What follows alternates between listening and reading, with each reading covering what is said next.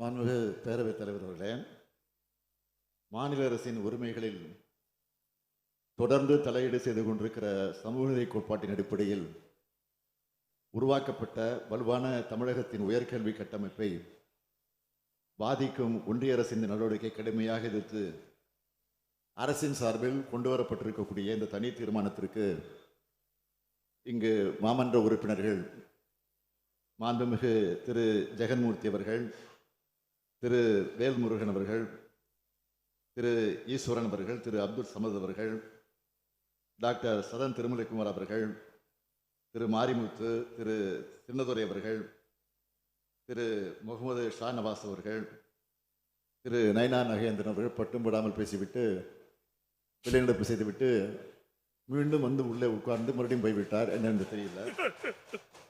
அதேபோல் மதிப்புக்குரிய மாண்புமிகு உறுப்பினர் திரு ஜி கே மணி அவர்கள், மாண்புமிகு உறுப்பினர் திரு ராஜேஷ்குமார் அவர்கள், மாண்புமிகு அக்ரி எஸ் கிருஷ்ணமூர்த்தி அவர்கள், மாண்புமிகு திரு சிவிஎம் எம்பி ஏழுநரசன் அவர்கள் மற்றும் மாண்புமிகு உயர்கல்வித்துறை அமைச்சர் ஆகியோர் தங்களுடைய கருத்துக்களை அழுத்தமாக ஆணித்தரமாக அரசின தீர்மானத்திற்கு வலு சேர்க்கக்கூடிய வகையில் இங்கே பல்வேறு கருத்துக்களை எடுத்து வைத்திருக்கிறார்கள். அதற்காக என்னுடைய நன்றியை நான் தெரிவித்துக் கொள்கிறேன்.